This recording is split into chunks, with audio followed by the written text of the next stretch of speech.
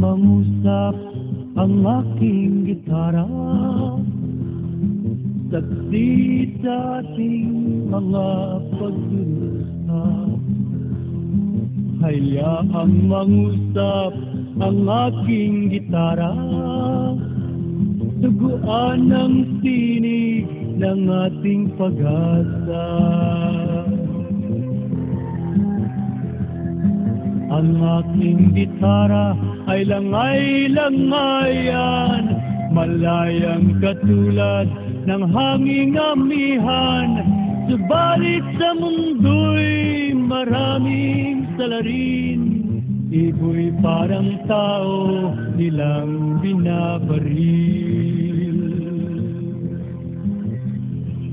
Balahibong lagad sa'y pulis.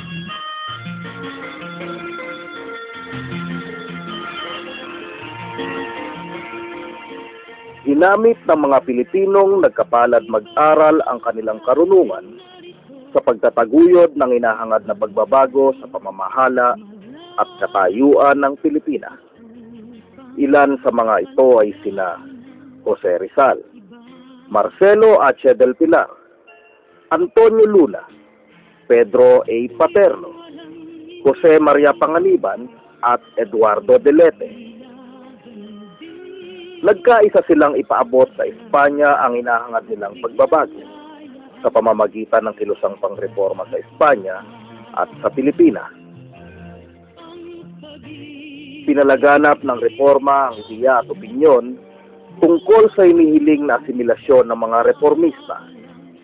Pinalaganap din ito ang kahilingan na maging lalawigan ng Espanya ang Pilipinas at maging mamamayan ng Espanya ang mga Pilipino na may kapantay na karapatan tulad ng mga Espanyol. Inaasahan nila na ang reformang ito ang magpapabago sa mapaniil na pamamahala ng mga Espanyol sa bansa.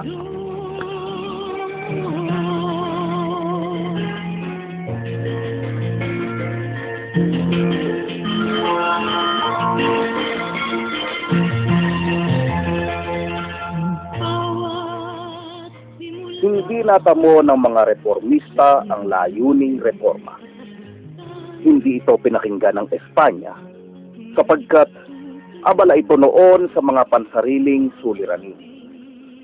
Bukod dito, ang mga pinuno sa Espanya ay napaniwala ng mga praile sa Pilipinas sa mga paratang na isinusulat sa kanilang pahayagang La Política de España en Filipinas. Isa pang dahilan ng panghihina ay ang kakulangan sa pondo o salaping panustos. Halos 6 na taon na ang nakalipas ay wala pang nangyayari sa reformang hinihiling. Gayunman, nagtagumpay ang kilusan na masira ang katanyagan ng mga praile. Pinagkaisa ng kilusan ang mga edukadong Pilipino.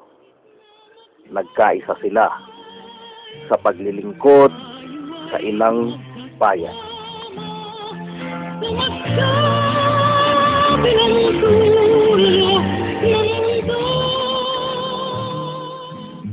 Aling pag-ibig ba ang higit kaya sa pagkadalisay at pagkadakila, gaya ng pag-ibig sa tinubuang lupa. Aling pag-ibig ba wala nang nga wala, walang mahalaga, hindi inihandog ng may pusong wagas sa bayang nakupo, dugo'y yaman sa tiis at pagod, buhay mayabuti, magkalagod-lagot, ang nakaraan, panahon ng alim, ang inasahang araw na darating ng pagkatimawa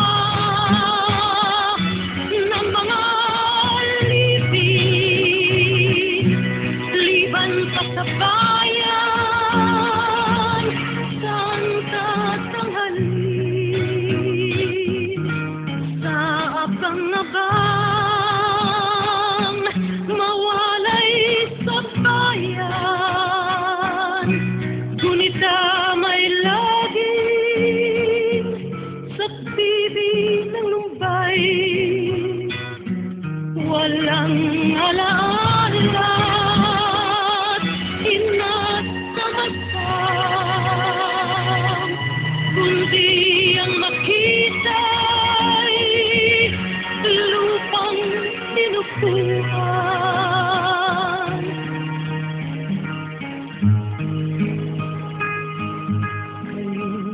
Nalagasan ng bunga't bulaklak, kahoy niya ring buhay na nilantat sukat ng balabalakid,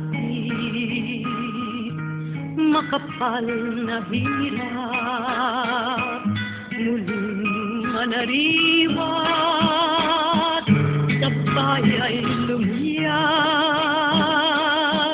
ipakahandog-handog ang buong pag-ibig hanggang sa may dugot, ubusing itigit kung sa pagsatanggol buhay ang kapalit. Ito'y kapalaran at tunay na langit, aling pag-ibig